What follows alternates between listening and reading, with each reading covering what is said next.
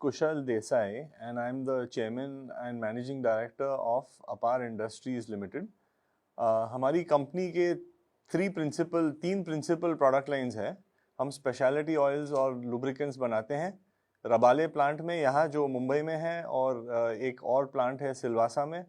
तीसरा प्लांट हमारा है यूएई हमरिया में, पोर्ट के अंदर वो फैसिलिटी है. फिर हमारे पास सेकंड जो प्रोडक्ट लाइन है वो ट्रांसमिशन लाइंस और कंडक्टर्स का प्रोडक्ट लाइन है. और वहाँ की फैक्ट्रियाज सिलवासा एरिया में है और 3 फैक्ट्रियाँ उड़ीसा में है. और फिर हमारा थर्ड जो प्रोडक्ट लाइन है वो केबल्स और वायर्स का प्रोडक्ट लाइन है. और वहाँ पे लगभग 5 फैक्ट्रियाँ हैं उमरगाम और खत्तलवाड़ एरिया में. कंपनी का टर्नओवर लगभग 7,500 करोड़ रुपीस का टर्नओवर है. तो ये पैंडेमिक के सिचुएशन में ऑब्वियसली काफ़ी तकलीफ़ें हुई, क्योंकि अगर हम डायरेक्ट और इनडायरेक्ट एम्प्लॉयज़ को सब मिला के हम इनकी गिनती करते हैं तो ऑलमोस्ट 5,500 लोग हमारे फैक्ट्रीज़ के अंदर काम करते हैं, डायरेक्टली और इनडायरेक्टली.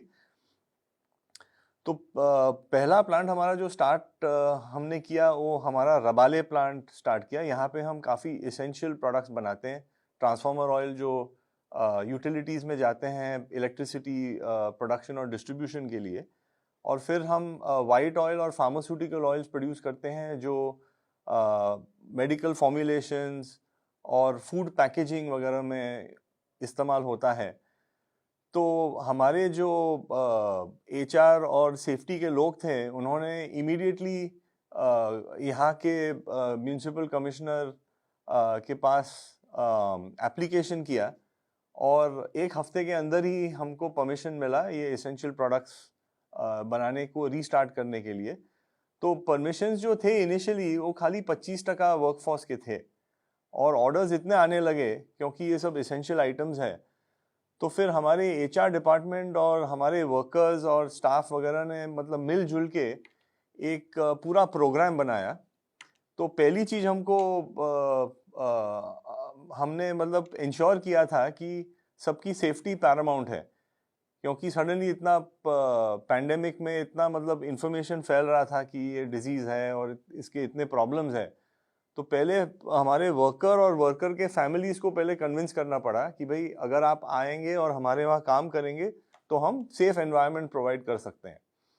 दूसरा तकलीफ था कि ये लोग घर पे कैसे जाए और वापस कंपनी में आए. उसमें 2 प्रॉब्लम्स थे. एक तो फिजिकल लॉजिस्टिक्स का प्रॉब्लम, सेकेंडली कि अगर कोई यहाँ से बाहर जाता है और कोविड पकड़ लेता है और फिर वापस प्लांट के अंदर आएगा तो फिर ये कोविड इतना कंटेजियस डिजीज़ है कि सब लोग को मतलब काफ़ी स्प्रेड हो सकता है. तो इसके लिए सोल्यूशन हमने ये निकाला कि वर्कर लोग आके यहाँ पे 13 दिन के लिए रुकते थे, ताकि मंडे मॉर्निंग को आते थे. मंडे मॉर्निंग को सबका मेडिकल एग्जामिनेशन रहता था, और फिर ये मंडे से नेक्स्ट सैटरडे तक काम करते थे. फिर संडे को वापस घर, सैटरडे नाइट या संडे मॉर्निंग को घर चले जाते थे, और नेक्स्ट बैच मंडे मॉर्निंग को आता था. और जो वर्कर ने 13 दिन के लिए काम किया था उनको 2 हफ्ते की छुट्टी मिलती थी. तो ये सब प्रिकॉशंस लेके फिर हमने पूरा अरेंजमेंट यहाँ पे किया. हमने अप्रूवल सब ले लिए लोकल अथॉरिटीज़ के साथ. कोविड के फिल्म्स बनाए कि किस तरह से प्लांट के अंदर ऑपरेट करना है, क्या स्टैंडर्ड ऑपरेटिंग प्रैक्टिस होना चाहिए. ब्रेकफास्ट लंच डिनर का फैसिलिटी करवाया, उनको रहने सोने के लिए फैसिलिटी विद डिस्टेंसिंग वगैरह के साथ रखा. और फिर हमने काफ़ी वीडियोस, एजुकेशनल वीडियोस वगैरह बनाए जिस तरह से मास्क पहनना है, क्या सोशल डिस्टेंसिंग रखना है वगैरह. तो दूसरे जो प्रॉब्लम थे, प्राइमरीली फाइनेंशियल प्रॉब्लम्स इनिशियली आ गए, क्योंकि हमारे जितने भी कस्टमर को हमने बिलिंग वगैरह किया था तो उनके पास से हम पैसे का कलेक्शन कैसे करें. ऐसे नहीं कि हमारा कंपनी का बैलेंस शीट तो काफ़ी स्ट्रांग है, पर जो कैश फ्लो साइकिल मेंटेन करना है उसमें ऑब्वियसली तकलीफ था इनिशियली, क्योंकि जो कस्टमर के पास पैसा था बैंक अकाउंट में, उनका नेट बैंकिंग अगर चालू नहीं होता तो फिर वो कैसे ट्रांसफ़र करते. तो ये जो अप्रैल महीना है उसमें काफ़ी तकलीफ हुई, बट हमने सब सोल्यूशंस निकाले. बैंक के पास थोड़ा इमरजेंसी फंडिंग भी हमको मिला, बट हमारे मेहनत से वो पूरा फंडिंग इस्तेमाल करने की ज़रूरत भी नहीं पड़ी. कि हमारे स्टाफ और जितने भी मेंबर हैं, एक हमारा कल्चर है अपार इंडस्ट्रीज में कि यहाँ पे लोग काफ़ी लंबी इनिंग्स निकालते हैं और उसकी वजह से हमारे एम्प्लॉयज़ का टर्नओवर कम रहता है, उनका कमिटमेंट और लॉयल्टी कंपनी की तरफ काफ़ी ज़्यादा रहता है। और ये हमने लास्ट 60 साल, ये 63 ईयर ओल्ड कंपनी है, हमने ये ट्रस्ट के बेसिस पे हमने ये डेवलप किया हुआ है। तो जैसे मैंने पहले बताया कि एक बार हमने ये सब एक्सप्लेन किया सबको, वो लोग बिल्कुल ट्रस्ट करने लगे कि भाई ये कंपनी अगर ये बोल रही है कि ये सब अरेंजमेंट्स करेगी तो हाँ ज़रूर करेगी, और अगर बोल रहे हैं कि हमारी सुरक्षा करेंगे वर्क प्लेस के अंदर तो ज़रूर वो सुरक्षा एक्चुअली मैनिफेस्ट हो जाएगी। तो उन्होंने बहुत कोऑपरेशन दिया, क्योंकि जब भी 25% लोग आ सकते थे एक समय में, तो लोग हैं ना 14 घंटा 16 घंटा काम करते थे, क्योंकि एक बार फैक्ट्री में आया तो और तो कुछ है नहीं करने के लिए। और फिर ये टाइप ऑफ अरेंजमेंट कि भाई आप 13 दिन के लिए रुको, फिर आपको 15-16 दिन की छुट्टी मिले, ये बहुत अनयूजुअल अरेंजमेंट है। बट हमारे वर्कफोर्स बड़े विलिंग थे, कुछ प्रॉब्लम नहीं आया और पूरे डिसिप्लिन के साथ सबने फॉलो किया। हमारे वहाँ from first week of April से प्लांट 100% मतलब फुल फुल स्विंग में चालू था। तो अभी कोविड के केसेस तो बहुत ही कम आए प्लांट के अंदर, क्योंकि सब लोग ने बहुत कोऑपरेशन किया। In terms of social work और सीएसआर हमारे 63 इयर्स में अभी सीएसआर का काम तो अभी रिसेंटली हुआ है कंपलसरी, बट हमारे कंपनी का कल्चर ही था कि भाई सोशल सर्विस करना चाहिए और ये इंडस्ट्री का फ़र्ज़ है। तो हम काफ़ी सीएसआर प्रोग्राम्स चलाते हैं, उसमें हमारे कंपनी के एम्प्लॉयज़ भी जुड़ जाते हैं सीएसआर का काम करने के लिए कंपनी के बाहर। तो हम बहुत काम कर रहे हैं बिटवीन ये पूरा वाड़ा डिस्ट्रिक्ट में, जहाँ पे काफ़ी ट्राइबल लोग हैं। तो ये पैंडेमिक के पीरियड में हमने फूड डिस्ट्रीब्यूशन भी काफ़ी किया। हम जुड़े हुए हैं अनामृता फाउंडेशन के साथ, और ये अनामृता फाउंडेशन ने पूरे इंडिया में लगभग 14 करोड़ मील का डिस्ट्रीब्यूशन किया था ये पैंडेमिक के पीरियड में। तो इनिशियली जब भी उनके किचन्स को रीस्टार्ट करना था, तभी उनको पूरा जो स्टैंडर्ड ऑपरेटिंग प्रैक्टिस होना चाहिए, उनके पास सैनिटाइजर्स और हाथ धोने के लिए सोप सॉल्यूशंस वगैरह सब शॉर्टेज में था उस समय। तो हमने हमारे लेबोरेटरीज में ये सब मैन्युफैक्चर करके ये अनामृता फाउंडेशन को दिया ये फूड डिस्ट्रीब्यूशन करने के लिए। इसके अलावा ये सब ट्राइबल एरियाज में हमने फूड डिस्ट्रीब्यूशन का प्रोग्राम स्टार्ट किया था, और ऑल्सो मेडिकल सप्लाईज का। तो ये जो एक चीज़ हमने हम काफ़ी गर्व से हम बता सकते हैं कि ये पूरे पैंडेमिक पीरियड में हमने जो प्रोडक्शन निकाला, काफ़ी रिकॉर्ड्स हमने तोड़े। ये ये जून और दिसंबर के बीच में in terms of highest production, highest productivity, क्योंकि इतनी डिफ़िकल्ट सर्कमस्टेंसेज में ये सब माइलस्टोन अचीव करना आसान चीज़ नहीं है। और ये खाली ये पॉसिबल था क्योंकि हमारे एम्प्लॉयज़ ने बहुत कोऑपरेट किया और उनके फैमिलीज़ ने भी कोऑपरेट किया, क्योंकि बड़े विलिंग थे वो लोग कि भाई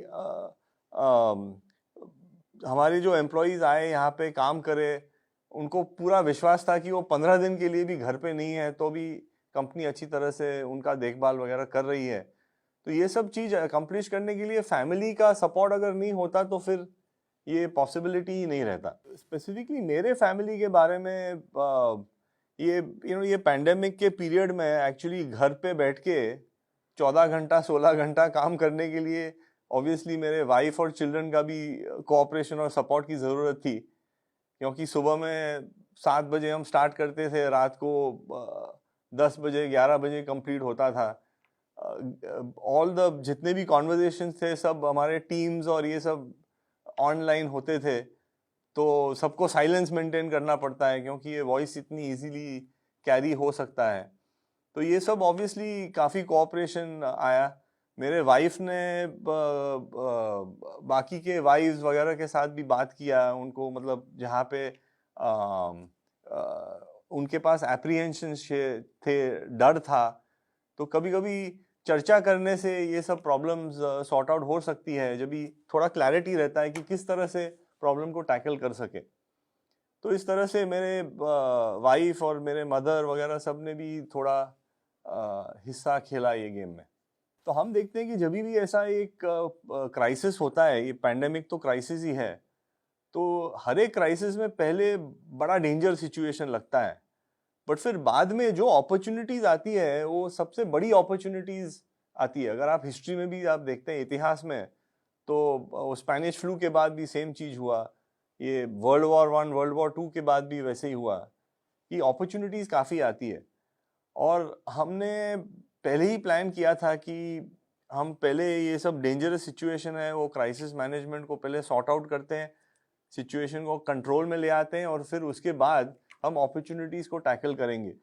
तो ये पैंडेमिक के पीरियड में काफ़ी सप्लायर लोग टाइम पे माल दे नहीं पाते थे, लॉजिस्टिक्स के प्रॉब्लम्स थे वगैरह।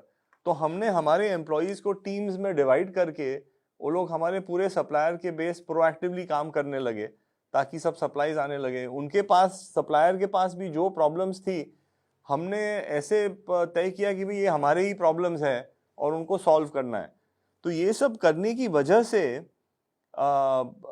हमारा जो शेयर ऑफ बिजनेस है कस्टमरों, हमारे जितने एग्जिस्टिंग कस्टमर्स के साथ है, वो हम काफ़ी बढ़ा सके।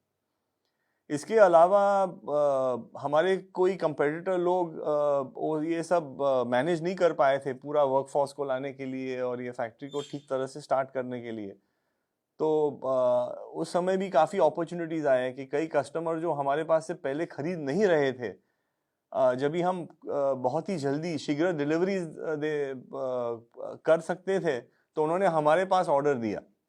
तो इस तरह से हमने एग्जिस्टिंग कस्टमर में भी बिजनेस बढ़ाया और नए नए कस्टमर भी हमने काफ़ी जुड़े। तो फ्यूचर प्लानिंग, एक चीज़ ये है कि जब ये पैंडेमिक टाइप ऑफ सिचुएशन होता है, तो एक तो पूरा वर्कफोर्स काफ़ी सॉलिड हो जाता है कि लोग अभी फिर उनका कॉन्फिडेंस लेवल बहुत बढ़ गया है कि भाई हमने इतने डिफिकल्ट पीरियड में भी अगर ऐसा काम किया, तो जो कॉन्फिडेंस जो उससे आया हुआ है वो एक बड़ा इनवैल्यूएबल चीज़ है। वो ऐसा चीज़ है जो ट्रेनिंग और पैसे से नहीं आ सकता है, खाली अनुभव से ही आ सकता है।